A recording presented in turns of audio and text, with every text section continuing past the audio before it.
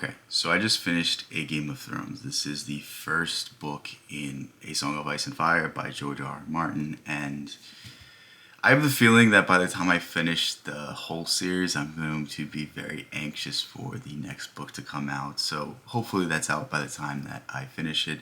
Maybe I get sidetracked, maybe I don't read them all straight through, but there's a good chance I do. So with that said, I'm going to talk a little bit about the book, what I liked, maybe compare it a little bit with the show. I'm going to put, I wouldn't even say spoilers, 'cause I feel like A Game of Thrones, like everyone's watched the series. I feel like it's so popular that I don't really know that I'm going to spoil it that much, but I'll try to put it to the end. So with that said, my overall impression of the book is that it's really, really good. I think George does some interesting things with normal archetypes, and I think it's a good juxtaposition in comparison with The Lord of the Rings. And the only reason I'm comparing it with The Lord of the Rings is because I feel like it's the most well-known fantasy novel. It's the most well-known series, and you can see that George R. R. Martin kind of had his own take on it. And the way I like to see it is George R. R. Martin has Tolkien-esque characters through the eyes of Ned Stark, through the eyes of Robb Stark, through the eyes of Jon Snow, but he gives a realistic take of how these people would fare in the real world, and he shows the inner workings of politics and, you know, the dirty game of the power struggle that is a feudal society. And, you know, the most fascinating part about the book is not really even the story. The story is compelling, how the characters react is amazing, but it's how in-depth the world feels, because it's very different from the show. I feel like the show in certain ways was good at this, but towards the later seasons it kind of forgot about the world itself. It kind of forgot about the people that live in it. It kind of forgot about, you know, everyone else aside from the main characters, and I think that's really a sign of bad writing. I feel like if perhaps they had more source material to go off of, maybe it would have been better. But you know, some of the best parts of this book are purely in conversations where you're getting a lore dump, where you're learning about the origin of something weird, where you're learning about a story that has happened hundreds of years ago and now it's a mythic like legend. Now you're learning about the reputation of these great knights, of these great people, and their reputation among everyone else around them. And it really serves to build both the interest of the world but also the interest in the people, and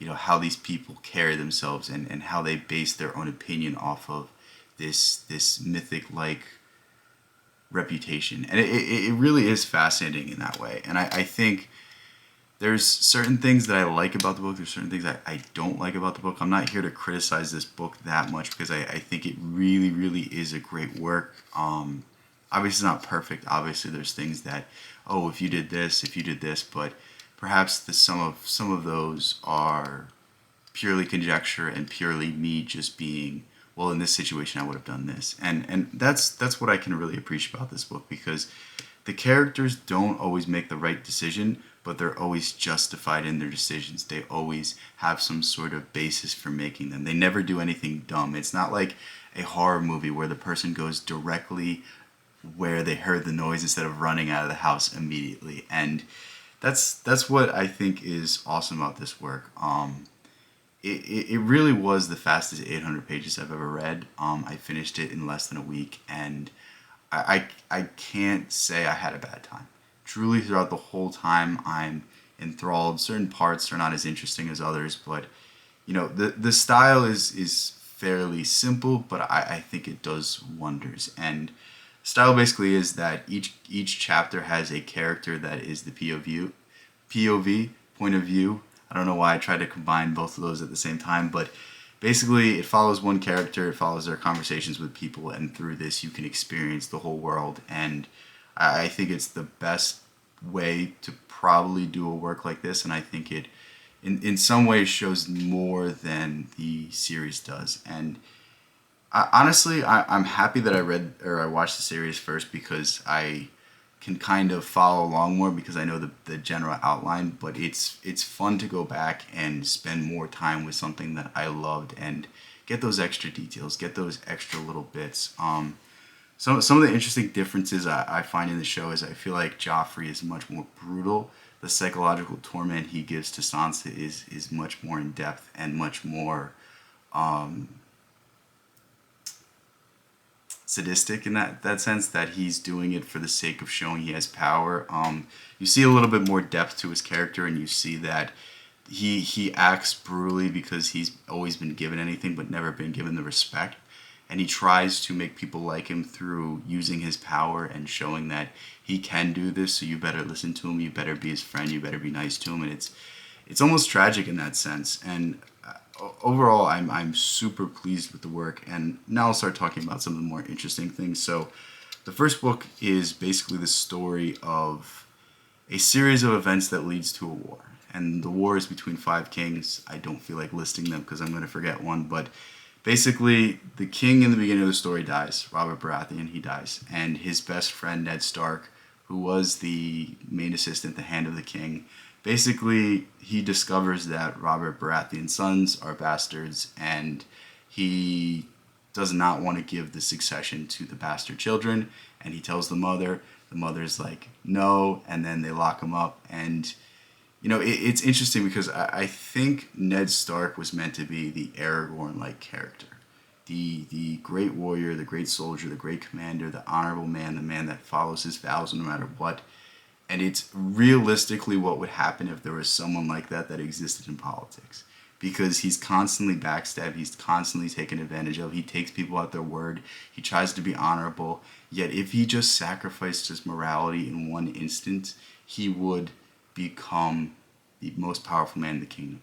He would still be alive. He would still be walking around in the world of Westeros. And it's super fascinating because, I think it's almost a tragic hero, almost a Shakespearean-like end, that his greatest asset, which was his nobility, his greatest asset, which was his honor, was his ultimate downfall. And I think George does it extremely well. And I'm excited to read the rest of the books. I'm excited to see where it goes. I know around the fourth and fifth book is where things really start getting different from the books to the show.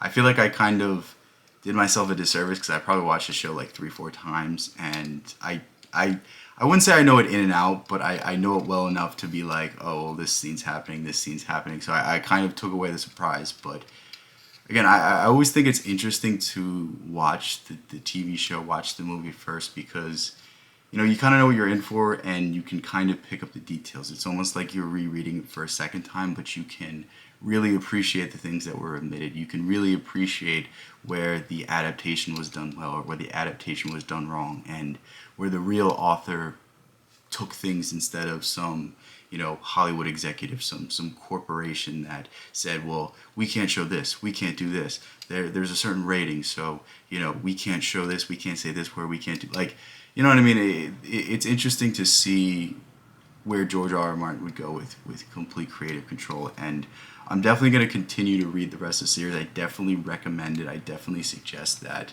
you pick it up if you're at all interested in fantasy. You're all interested in, compelling conversations that really create and craft a interesting narrative. I'm happy I picked this up when I did, because I feel like I just am kind of getting into the genre of, I wouldn't even say fantasy. I would say more traditional fiction, more traditional storytelling, and the messages that are conveyed. And I'm really excited to keep exploring this genre, and I'm really excited to keep exploring this series. So hopefully this inspires you to pick up the work. If not, watch the first 4 seasons of Game of Thrones. Probably the best thing I've ever seen. Maybe True Detective Season 1 is up there as well. But the first 4 seasons are impeccable, and perhaps are the best adaptation of a work that's ever been done, aside from The Lord of the Rings. But after that, it gets really bad, so just trail off. I don't even watch the last episode. I can't handle it. I can't bear it. It's so nonsensical. None of the characters feel like the characters who we've seen on the screen or we read in the books. And yeah, hopefully I get you to pick this up, and hopefully I don't disappoint you that maybe when you finish it, the book's not out. There's been theories for years and years and years that it's coming out, that it's already done, that there's this, that there's that. I'm hoping those are true. I'm hoping it'll be out very soon. But, I'm at the edge of my seat waiting for that announcement that what's the book? It's not A Dance with Dragons. Winds of Winter is out very soon. Love you guys so much. Thank you guys so much.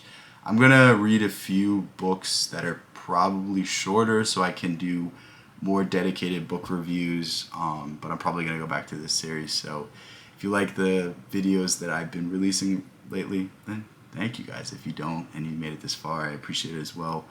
Yeah, love you guys so much. Thank you guys so much. Peace out. I'll catch you in the next one.